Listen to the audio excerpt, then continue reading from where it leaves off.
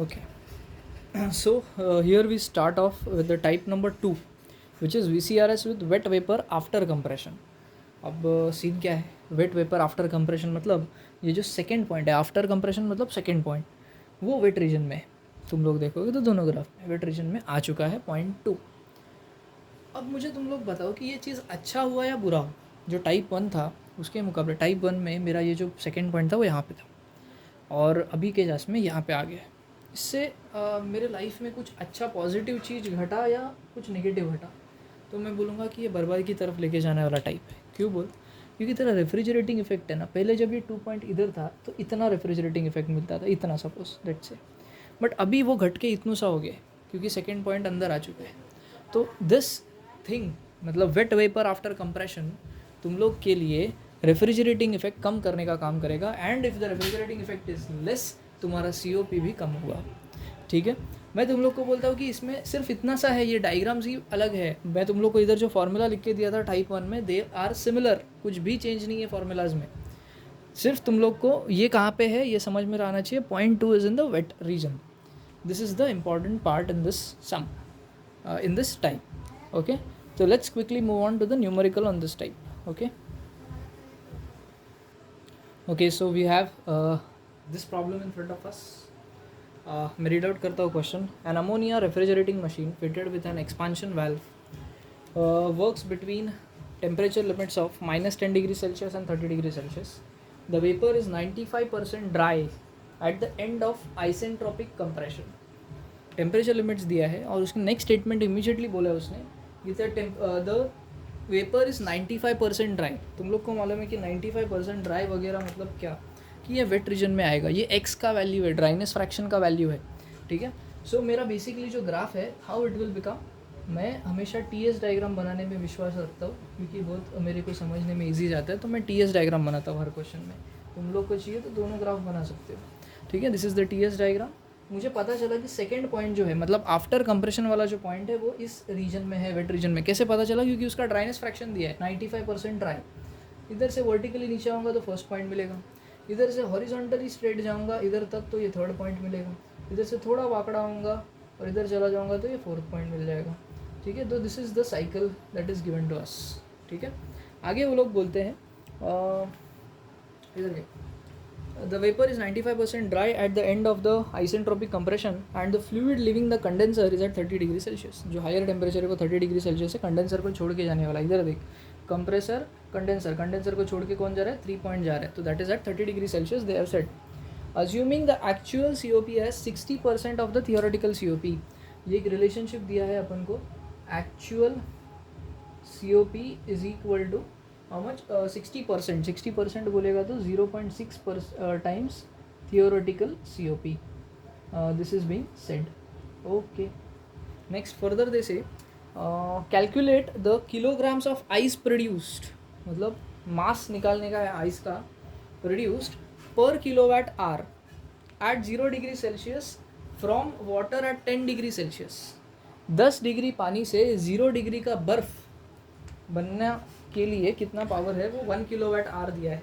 1 kilowatt hour उतना power लगता है to make ice at from 10 degree Celsius of water to 0 degree Celsius of ice. ठीक है, latent heat of ice दिया है 335 किलो जूल पर केजी। इसका कहीं ना कहीं तो यूज़ करना पड़ेगा, इसका मतलब क्लियर है। ठीक है, नो प्रॉब्लम, आगे बढ़ते हैं। फर्दर जैसे ammonia has the following properties, और ये चार्ट दिया गया है and you have to solve this out. ठीक है, ये सब जो है ना मास ऑफ आइस प्रोड्यूस, वो सब बात का बात है। सबसे पहले ना ये COP निकालने का काम इंपॉर्टेंट है, जो अपन ऑलरेडी करते आए। We have a fair bit of idea कि how to proceed with it. सबसे पहला काम you should know it is S1 is equal to S2। ये करना तो हमेशा बनता है। ठीक है, S1 की जगह पे देखना फर्स्ट पॉइंट कहाँ पे है, वेट रीजन में, तो I can write it as SF plus X SFG। yes, I can write it like this for the first point. Second point कहाँ पे? अरे सेकेंड पॉइंट भी वेट रीजन में है, तो I can write it like this SF plus X SFG for the second point. हम लोग ने क्लियर कट सीन बताया था कि जो तुम्हारा फ्लूइड है when it is the vapour is 95% dry at the end of compression. End of compression मतलब पॉइंट 2 पे ड्राई है 95%, मतलब उसका ना x2 का वैल्यू दिया है तुमको 95%, विच इज़ नथिंग बट 0.95, ये जो वैल्यू है वो 0.95 है x का, that is being given to you, ठीक है। अब नेक्स्ट सीन क्या है कि टेम्परेचर्स पहले तो मेंशन करता हूँ, रुको पहले तो this is the low temperature पे 1 and 4 रहता है, तो this is my 1 and 4, this is my 2 and this is my 3, मतलब 1 और 4 के रिलेटेड जो भी चीज़ है वो मैं यहाँ से देखूँगा, 2 और 3 से रिलेटेड जो भी चीज़ है वो मैं यहाँ से देखूँगा, ठीक है। Okay fine, let's substitute the values which we know, okay basically. तो मुझे पता है कि S F plus X, S F G तो नहीं है मेरे पास दिख रहा है, तो I will write it as H F G upon temperature 1, ठीक है, is equal to same over here S F plus X into S F G के जगह पे मैं क्या लिखूँगा, H F G upon temperature T2 for all the point 2, ठीक है, सब कुछ अपन पॉइंट 2 के लिए कर रहे हैं। एस एफ का value for point 1 do you have it, point 1 के लिए एस एफ का वैल्यू बिल्कुल है मेरे पास 0.5443, प्लस ये जो x1 है वो मुझे मालूम नहीं कितना है।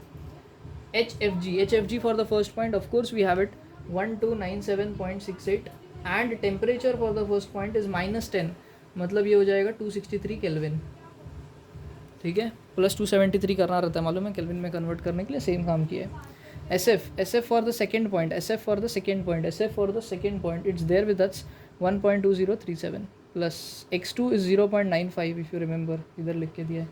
H F G for the second point is 1145.80, ठीक है, और 330 plus 273 will give me 303 kelvin, ठीक है।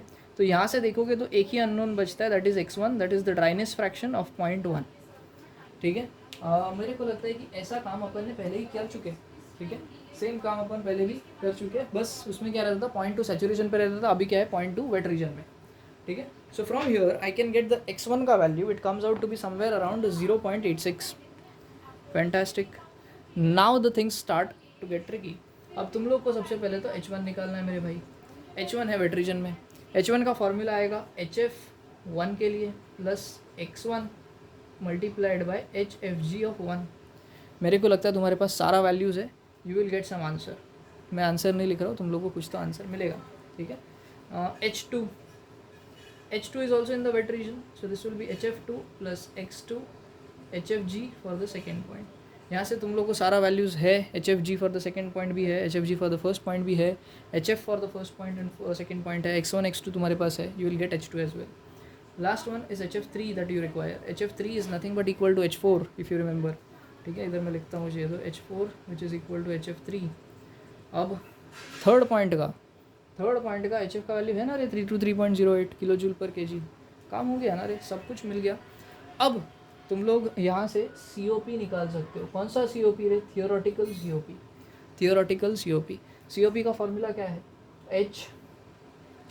H1 minus HF3 upon H2 minus H1। मेरे को लगता है इधर से एक COP का आंसर आएगा श्योर शॉट, वो आंसर समथिंग अराउंड 5.8 आना चाहिए तुमको, ठीक है, ये सब H1 H2 H3 कैलकुलेट करने के बाद यहाँ से मैं COP एक्चुअल निकाल सकता हूँ ना रे, which is nothing but 0.62 times of theoretical COP which is 5.8। यहाँ से मैं एक्चुअल COP का वैल्यू निकाल सकता हूँ, that actual COP comes out to be something 0.62 नहीं है, 0.6 है, समथिंग अराउंड 3.48, ठीक है, ये मेरा एक्चुअल COP आया, ठीक है। अब तुम्हारा अटेंशन रहना चाहिए to find out something known as mass of ice produced per day कितना है, ठीक है, mass of ice per day नहीं, मास ऑफ आइस प्रोड्यूस कितना है। अब ध्यान से सुनो मेरी बात, मैं क्या बोल रहा हूँ, ठीक है।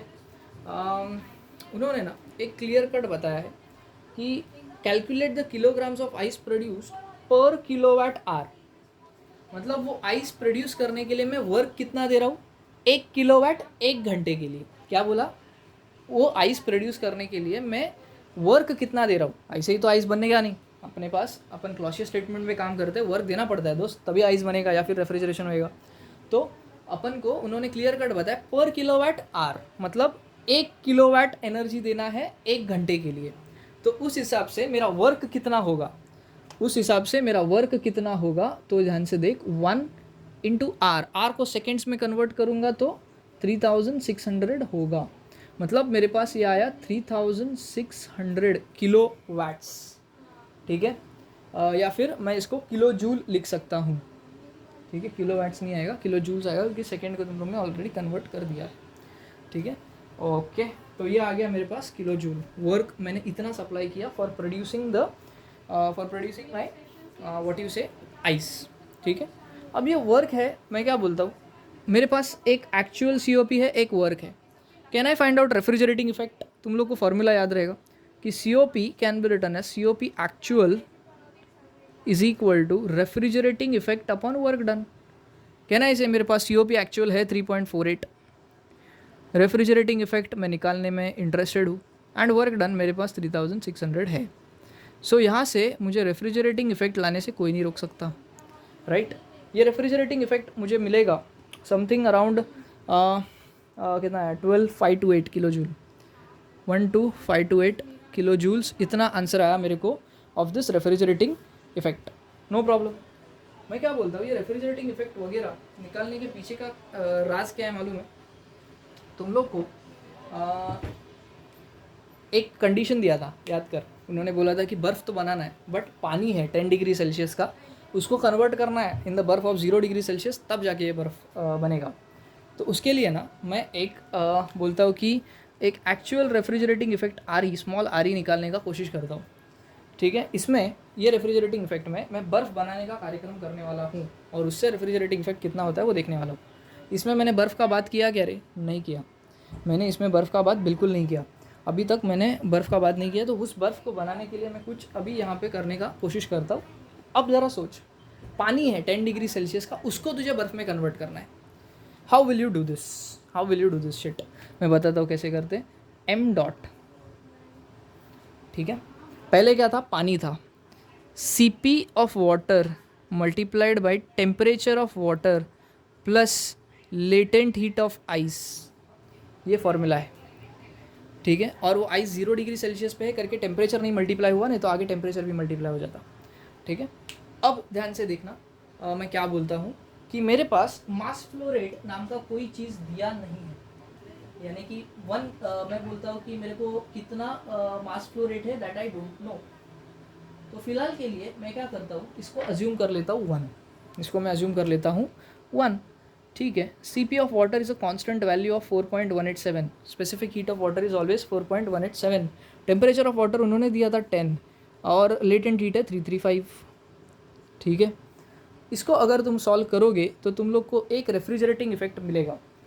अब इसका अगर तुम लोग यूनिट देखोगे ना, तो मैंने मास 1 kg अज्यूम किया है, तो इसका यूनिट जो आएगा वो आएगा किलो जूल्स में।